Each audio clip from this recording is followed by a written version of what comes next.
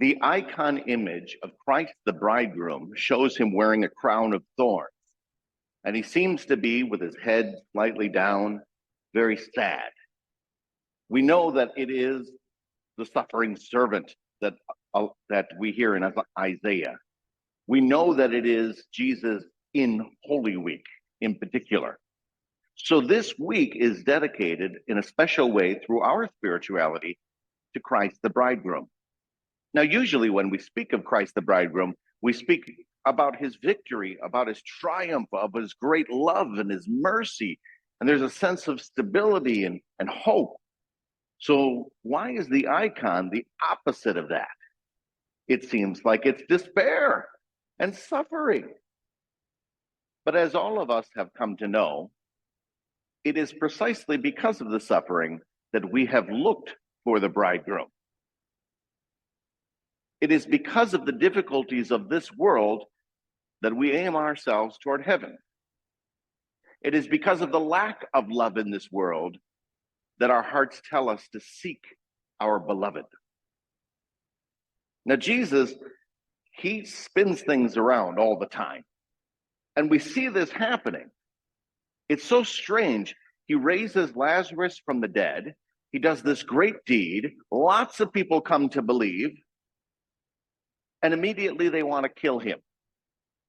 It's upside down. And so why do they want to kill him? Well, again, turning things upside down, the high priest Caiaphas explains, well, if Jesus gets really popular, he's going to gather all these people, and maybe they're going to start a revolution against the Romans, and then we're going to get wiped out because who can beat the Romans? And so it'd be better for one man to die rather than the rest of us be wiped out. But what he doesn't realize he is saying in such a perfect Christ the Bridegroom way, as he spins it upside down, is literally one man will die so that the nations will have life eternal. He offers himself freely. This isn't Caiaphas's plan. This is the Father's plan. And it seems like a cruel and difficult plan. And yet, when you make it all the way through, you see the brilliance of it. There are lots of people who claim, you know what? I got your back. I'd be there for you no matter what. I'd lay down my life for you. Even Peter said as much. But when it comes to those really tough times, then you find your real friends. Everybody talks the talk, but can you really do it? Jesus isn't one of those people. He says it, and he means what he says, and he does what he means. He actually follows through with it. He must lay down his life so that we don't consider him just another one telling us that he loves us, but he shows us the depths of his love. In this way, as we hear in the scriptures, there's a connection between faith and works. You can't just have faith. Faith without works is kind of empty. But faith should mean it changes the way we live, especially at those moments when it counts, when people most depend upon us. And Jesus himself does this. This is what makes him the beloved bridegroom. He is so powerful, so authentic, so sincere, and so faithful. Now, I also recognize that he's explaining the plan, but the plan had been explained long before.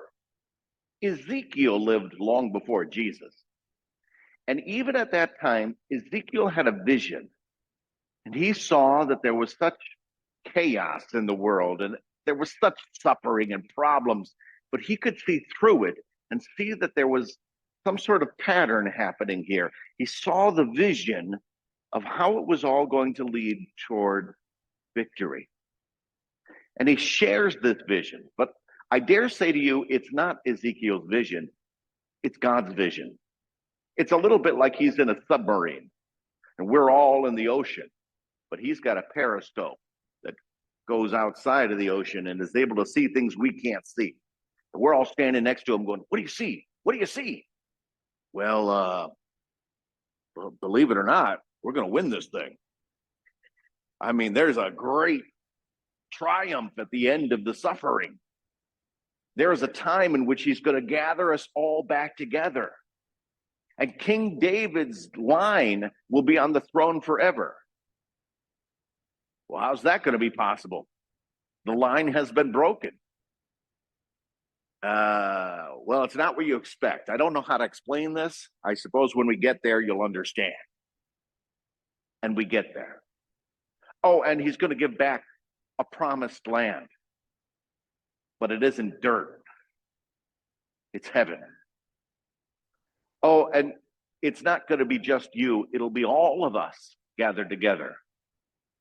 Well, what about those who have died? Them too. How are they going to get there? Ezekiel has a vision he himself cannot fully understand. But it's not his vision. And the vision points to exactly what Christ the Bridegroom will accomplish and continues to accomplish in our lives. Our mission in Hope's Garden is to continue to remind people that there is hope, to cultivate that hope in the midst of their suffering, to lift themselves toward Christ, and he will take them out of that. And to remind them the plan is already in motion. The victory is assured. He has done all that was required. All that is left is for us to accept his gift.